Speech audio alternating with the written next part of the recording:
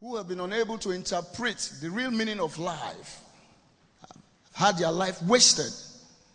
I would have been part of that. And that's why when I talk about authentic transformation, when I was told I had a lot of things prepared I want to do, but because of who I am and my relationship with God, he told me, listen, if you want to talk about authentic transformation, why don't you just go and talk about yourself? Just tell them where you're coming from, where you've been, and where you are now. Because when someone sees me holding this mic and he heard those profile, you always think that, oh, this guy has always been a clean guy. This guy has always been educated, erudite, eloquent, and whatsoever. That's not the truth. I've had to be through the bad places of the world. I've had to be a very bad guy. I had to be a loser. I've seen the heights of life. I've seen the low. So I'll be somebody who call the good, the bad, and the ugly.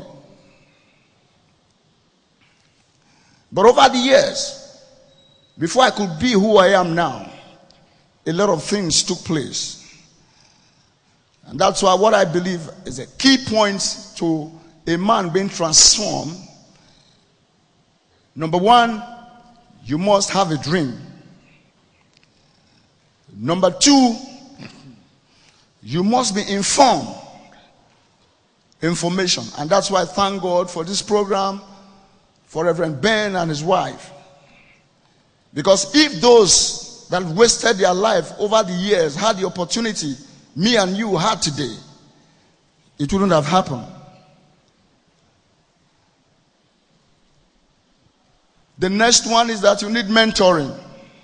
You need to find out people that are doing great in your field and rub minds with them.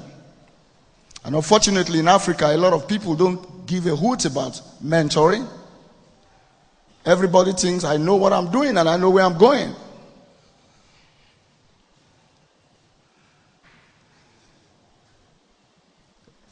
And then you must learn the act of planning and goal setting.